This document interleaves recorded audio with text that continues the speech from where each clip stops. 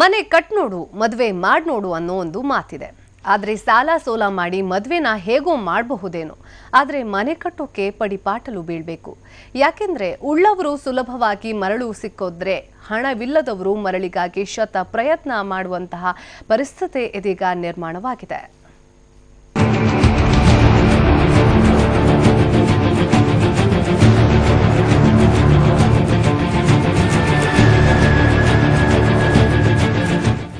ಮನೆ ಕಟ್ಟೋಕೆ ಮರಳು ಸಿಕ್ತಿಲ್ಲ ಅಂತ ಜನರು ಪರಿತಪಿಸ್ತಾ ಇದ್ದಾರೆ.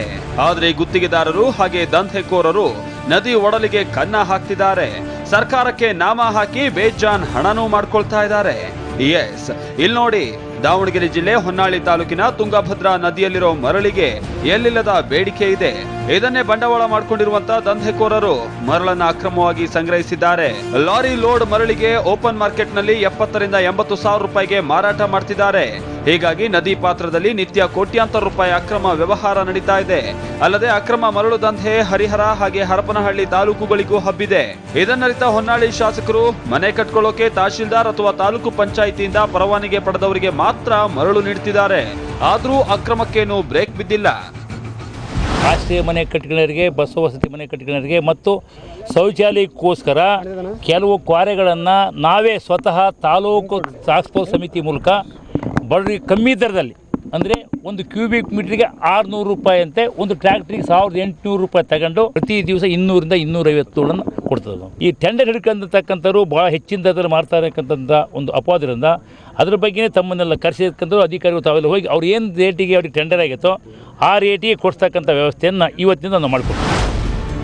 ಇತ್ತ ಉತ್ತರ ಕನ್ನಡ ಜಿಲ್ಲೆಯಲ್ಲಿ ಈ ದಂಧೆಗೆ ಕಡಿವಾಣ ಹಾಕೋ ಸಂಬಂಧ ಕಳೆದ ವರ್ಷ ಮರಳುಗಾರಿಕೆಗೆ ಬ್ರೇಕ್ ಹಾಕಲಾಗಿತ್ತು. ಆದ್ರೀಗ ಮರಳುಗಾರಿಕೆಗೆ ಸರ್ಕಾರ ಮತ್ತೆ ಅನುಮತಿ ನೀಡಿದ್ದು ಮರಳಿಗೆ ಪರದಾಡ್ತಾ ಇದ್ದವರಲ್ಲಿ ಸಂತಸ ತಂದಿದೆ. ಶರಾವತಿ, ಕಾಳಿ, ಗಂಗಾವಳಿ ಹಾಗೂ ಅಘನಾಶಿನಿ ನದಿಗಳಲ್ಲಿ ಮರಳು ತೆಗೆಯಲಾಗ್ತಾ ಇದೆ. ಜಿಲ್ಲಾಡಳಿತ ಲೋಡ್ ಮರಳಿಗೆ 8,000 ರೂಪಾಯಿ ಫಿಕ್ಸ್ ಮಾಡಿದೆ. ಮತ್ತೊಂದು ಕಡೆ ಮರಳುಗಾರಿಕೆ ಆರಂಭ ಆಗ್ತಾ ಇದ್ದಂತೆ ಬಾಲ ಬಿಚ್ಚಿರೋ ದಂಧೆಕೋರರು 12 ರಿಂದ 16,000 ರೂಪಾಯಿಗೆ ಮರಳು ಮಾರಾಟ ಮಾಡ್ತಿದ್ದಾರೆ.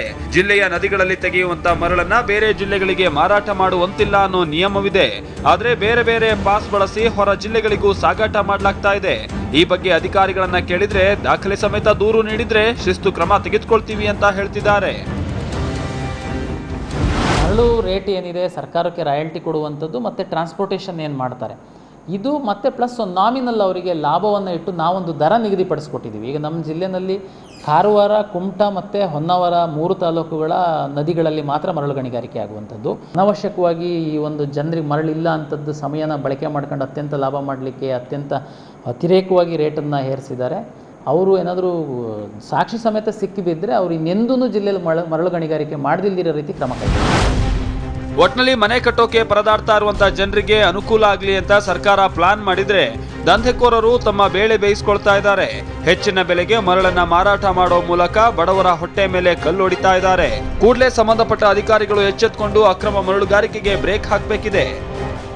ಕಾರವಾರದಿಂದ ಸಂದೀಪ್ ಜೊತೆ ಬಸವರಾಜ್, TV9 ದಾವಣಗೆರೆ.